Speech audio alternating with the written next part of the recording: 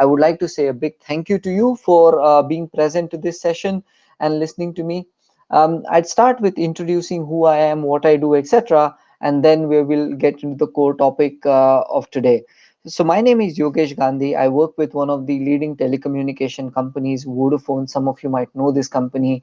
My role is security awareness. So, I essentially work with our employees to help them understand safe and secure ways of working inside our company so that we can safeguard the data and the intellectual property and assets of our company, as well as the faith and trust that our customers impose in us. So this is a completely new world we are all living in, and for a company like Vodafone, which is becoming more and more a technology company, there's so much more data we hold about our customers that it is a responsibility that we take care of that information in the right way. So people need to know how to use the technology in a right way so that we can safeguard our customers, and that is some of the work I do with our people to help them learn what those some of the safe and secure ways of working are. I've been working with Vodafone for about 10 years now, and I've seen how the company has changed in last 10 years. And that change has happened because how technology has changed. Even within telecommunications, 10 years ago, I remember we were talking about a launch of 3G technology, and from 3G we went on to 4G, from 4G we went on to 5G, and things have changed dramatically. And I think working in a technology company allows you a very close view of some of those changes, and then to share some of those changes with you all is really a great opportunity. Before joining Vodafone, I was working with an information technology company for about 5 years, working with clients in Europe, Americas, helping them use technology to make their businesses more digital. And that evolution has only continued till date. So today I'm going to talk to you about how the world of tech is changing, what kind of opportunities does that world present to students, and how you can think about your tech careers, what are the different tech options, etc., that you can pursue. So let me just present my screen and put on the presentation for you. Hopefully in next 20 minutes, I will be able to show some of those big changes to you, and then maybe take any questions that you may have. So just to start now, one of the first things I like to start with, whenever I'm delivering a session like this, is a question: what is technology?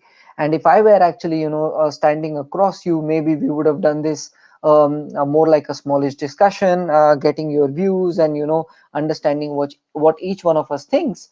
But in a sense, I think technology is anything that makes human effort more efficient and makes our lives slightly easier.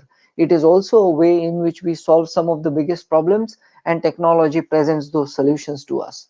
We also know technology is not one stream, but is a combination of different scientific principles that we learn, and applying those principles together to create something that presents value to humanity.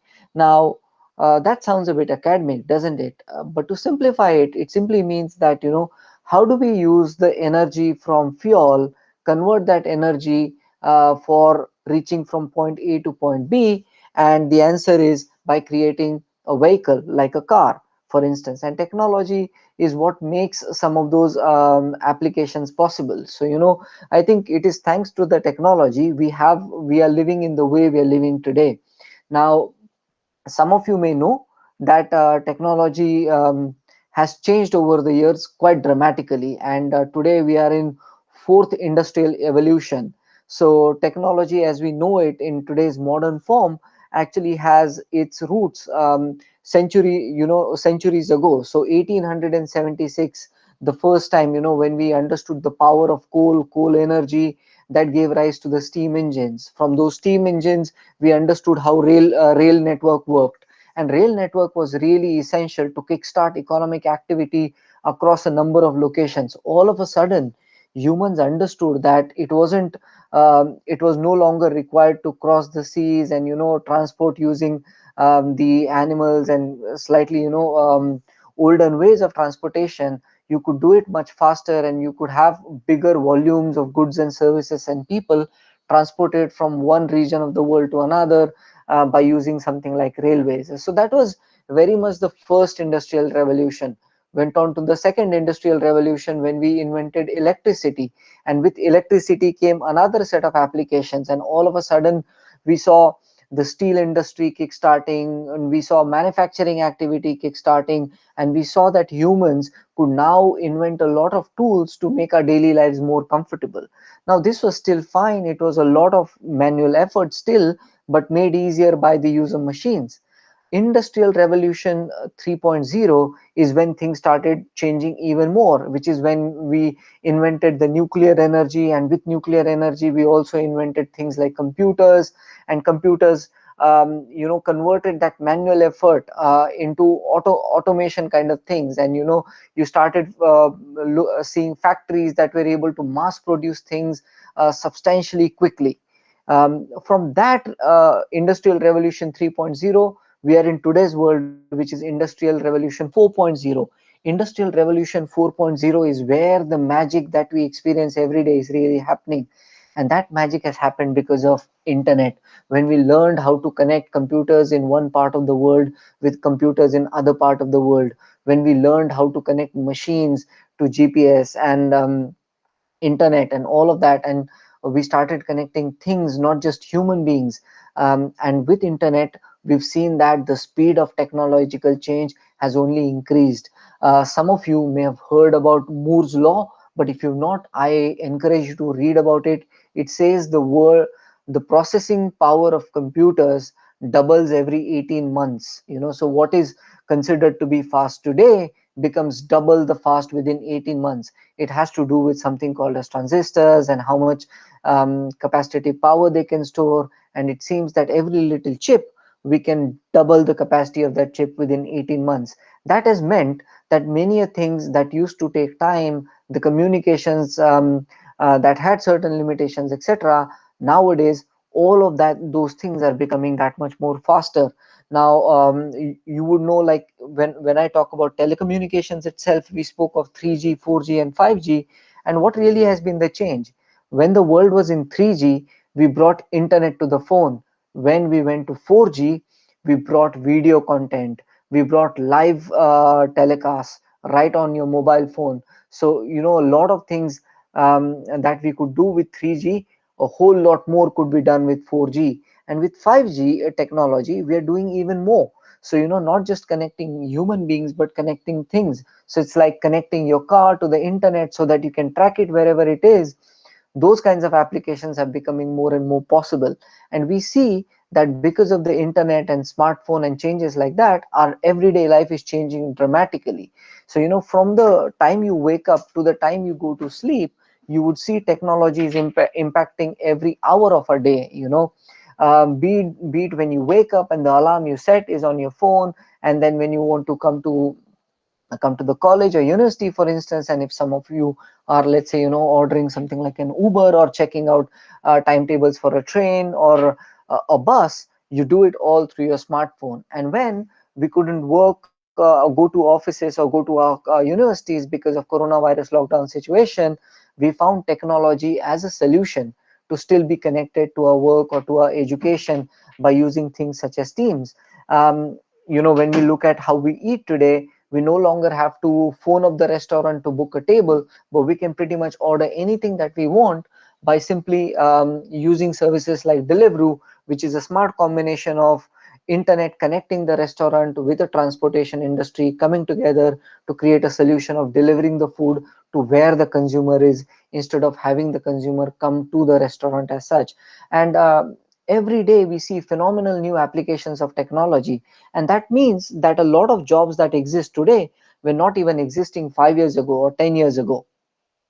So now, which are some of those jobs, for instance? And you'd say, something like, where drones existing 10 years ago, all of a sudden there is an entire industry built on drones. When you see some sporting actions and those high-end cameras that show panoramic views of the stadium, the drone operators who go to different parts of the world to kind of, photograph and videograph the world's most scenic wonders, and we are able to see them on our television in 4K quality. And that has become possible because of the changes and the upgrades in technology and what that makes possible for us. So it is a fact of life that technology is now woven very deeply into our lives, and this dependence on technology is only going to increase over the years. So it is probably important to understand which are some of these technologies that are changing our world every day. And one of them is the hyperconnected world, which means we no longer have to go to places, but we can still be connected to the people that we care about. We can still be connected to things that we care about. We can continue to work. We can continue to learn, and we can also continue to find our entertainment by services like Netflix, Amazon Prime, etc., which are now delivered to our television directly. The hyperconnected world also means that whether you are in Americas, Europe, or Asia, or um, let's Australia, we all can connect with each other and work simultaneously in a collaborative way. This gives tremendous strength to the economies, because the work is no longer limited to one country, but people across the world can come together and work as part of the same team. One of the other things that's changing the world, for instance, is Internet of Things. And this is where we see devices that are connected to the internet. Which are those devices? For instance, Alexa is one of the most common examples of this. An internet connected devices that can play the music, that can set alarm, that can make phone calls for you, and that can also place your online shopping orders for you. So these devices, thanks to the connection to internet, can do so much more for us, and that is one area of technology that's growing a lot. Google allowed us the ability to search some things on the internet. Now you will see voice based search becoming bigger and bigger things, so that you don't have to go to the internet and type something, but you can simply give a voice command, and these technology devices will start doing things for you. Machine learning, augmented reality are again some of the bigger areas coming up recently. With machine learning, machines learn about human behaviors and how we behave, and then they are able to tailor the experience for us, so that consumers can get better services. Cloud and collaboration, I'm sure everybody who's tuning on Teams today is also able to get their homework from the universities, or share their work with the teachers, etc., by sharing it on platforms like Teams, SharePoint, etc.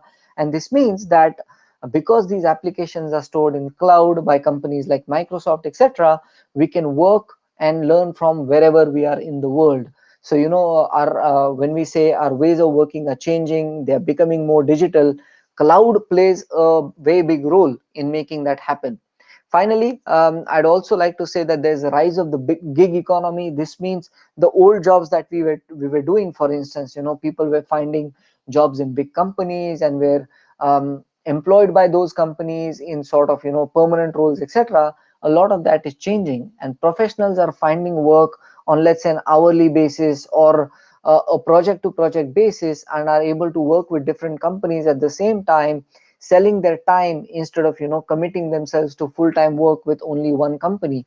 This means people get to have diverse range of experience, and they basically own their own time and how they sell that time to the companies. So you'll see the models of work changing quite dramatically in future.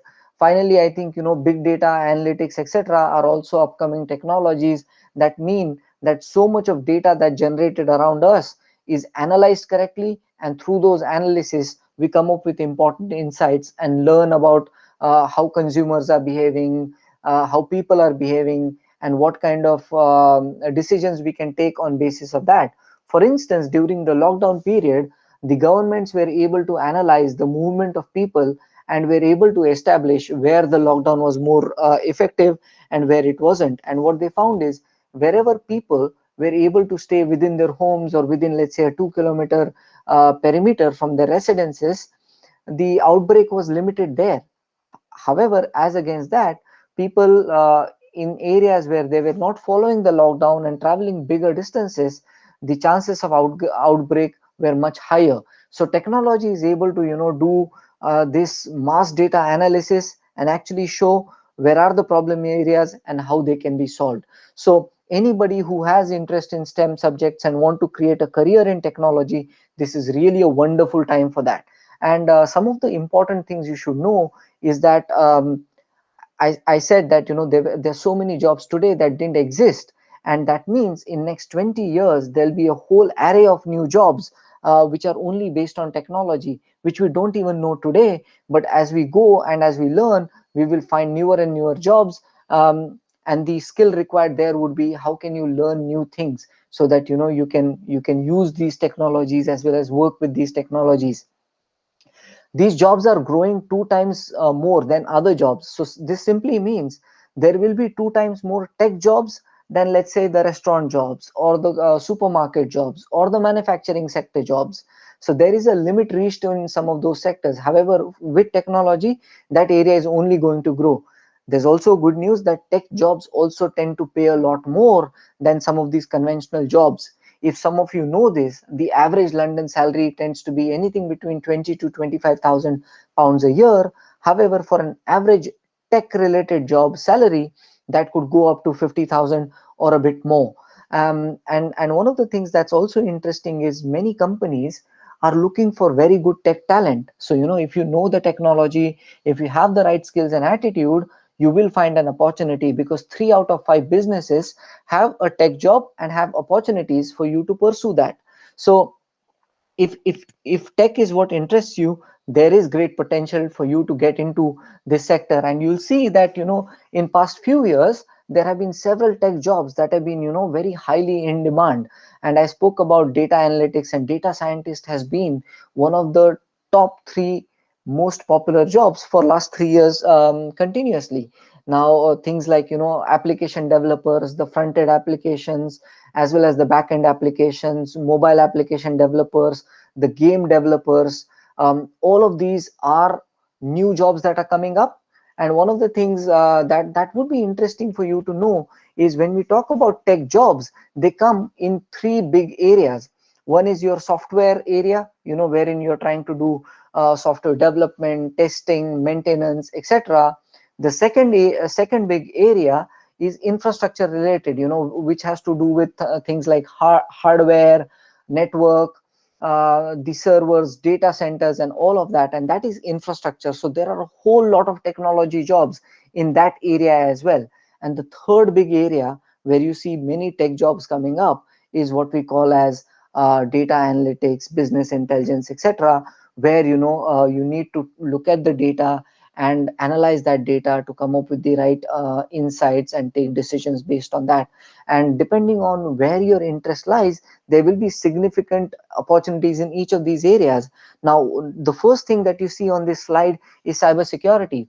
And because the world is going digital and there's so much more technology we're using every day, it is important to help everyone understand how to use this technology in safe and secure way, and for the companies to protect this technology. And that is where the cybersecurity engineers actually come and play a big role to help companies do that. And this is also one of the very fast growing field, and many people who have interest in things like hacking, ethical hacking, etc., which is breaking things but in an ethical way, so that companies will know where there are problems so that they can fix them. So that's also a big and upcoming area. So depending on where you think your interest lies, there's several tech jobs and several options for you to explore. Now, companies like Vodafone, which I represent, understand this change. And we know that if customers want that, we have to be able to enable that change for the customers. So the big broad vision for many technology companies like Vodafone is to change the world, to make it better, and to help our customers connect to a better future. Now, when we say better future, it means creating a digital society so that everyone can have equal opportunity to succeed, and we can also take care of the planet, and using technology in the right way so that we can take care of our planet, reduce the pollution, or use technologies that help us reduce the energy emissions and make planet a better place for all the life form to live, thrive, and succeed. And when we say we are becoming more technology oriented, what does that mean? It means you will no longer have to just visit the store to buy a phone. If you wanted to buy a phone or buy internet connection, you could simply go online and actually buy it from there. So we're changing from a physical model to a digital model, much like what Amazon does. And many companies understand this shift. Many companies also understand that young people like you like to use technology a whole lot more. So we are building our businesses in such a way that these young customers can use technology with confidence and feel that technology is very much part of their lives. Now, I would like to ask you which are some of your favorite tech companies, but because we're not discussing today, I'll skip that one and I'll simply, start with this slide, which is about how do you get into technology at your kind of age group. You'd like to know that whether you want to continue studying or whether you want to work and study, both options will allow you to create a technology career. So, if you choose to study, continue to remain in education, you can take your A levels or equivalent qualifications, and then build on that further. So you will have to take STEM subjects for you to get into universities.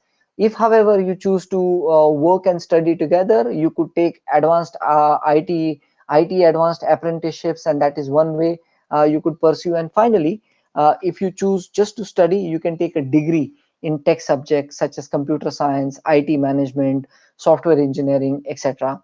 However, if you've chosen to work and study, then that means you could take the option of taking an higher apprenticeships, IT higher apprenticeship, and then bringing that to a graduate tech role or a non-graduate tech role. So depending on the two of the paths that you choose, you'll have opportunity in each of those areas. There's a resource tab here, and I've shared this presentation with your teacher, so you'll be able to go to this resource and actually check out how you can exactly pursue one of these paths. Now quickly, companies like Vodafone and many companies like Vodafone, you talk of all the big technology companies, will have some opportunities for young students and graduates to come in and be a part of the workforce. So these opportunities are essentially like internships or graduate programs or even technology apprenticeships. And so when we say apprenticeships, you'll find apprenticeships in areas like software engineering, network engineering, data analytics, cybersecurity, and project management. There's obviously a lot of information on this slide, but what it means is, you know, everybody who's either coming out of universities or is trying to learn while they want to work will have some kind of opportunities to get into a tech career that you really want. And one of the ways in which you can start this journey is by knowing what kind of tech job is relevant for you. There is a tool called the Future Job Finder, which you'll find on Vodafone's webpage. This is free for all, and this doesn't mean these are just the jobs in Vodafone, but it will give you a view of what is your interest, what kind of personality you are, so what kind of tech job might be relevant for you. So somebody might do well as a graphic a designer, while somebody else might do really well as a network engineer. Somebody else might want to become a machine learning expert, or somebody else might become a network engineer. There are many different options available, but it starts with knowing who you are and what you really want to get to. One of the things I would encourage post today's conversation is go to one or two of your favorite tech companies' web pages and look at the career options. When you go to the careers page on their website, look at what kind of different roles are there to start with. So you'll see most big tech companies will have separate and specific roles for graduates and internships options, apprenticeships, etc. So all of us will have the right opportunities depending on what our interests are, and I would encourage you to start that journey today and start exploring a bit more so that you can get into this field. One, I must say this, it's a hugely challenging field, but it's also one that has many joys if you know how to use technology well, and if you can if you really have an interest in pursuing it. So at the moment I'll stop sharing my screen. That's the end of my presentation. I will share this presentation with your teacher so that they can share it with you all. So at this point, if there are any questions, please let me know. Okay, there's a couple in the chat. Okay.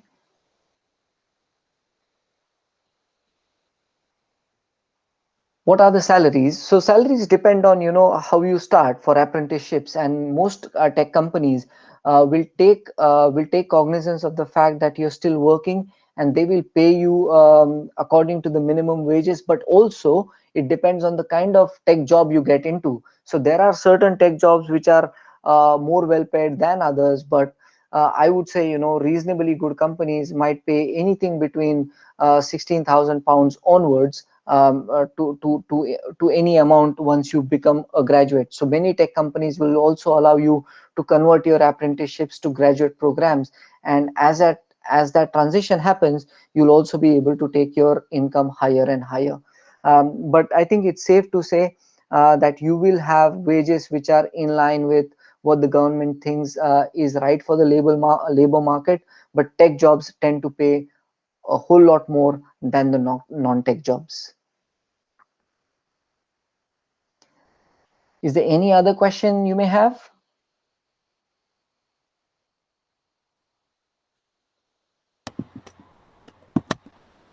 Thank you, Yogesh. No problem at I'm all. going to turn my camera on. Hold on. If does anyone have any other questions they wanted to ask? How did you used to learn Blender? I've not learned myself, but I think there could be one or two ways. One is you can either learn on the job when you find a company that allows you to learn a skill like that, or you could also learn those skills by going on internet. There are several free learning options available now on the internet, or even um, there are different online academies like Udemy, etc., that give you some of these courses at a very, very small fee, really.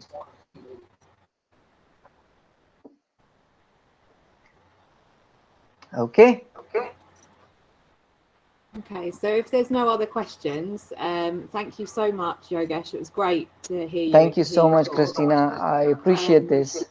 Yeah, no, and then guys, if you do think of anything, you can always drop me an email and I can ask Yogesh for you. But thank you very, very much. Thank you We very can let you much. all go now. So I hope everyone has a nice afternoon. Thank you so much, everyone. Good luck. Thank It's been you. a pleasure speaking to you today. Bye. Bye. Bye.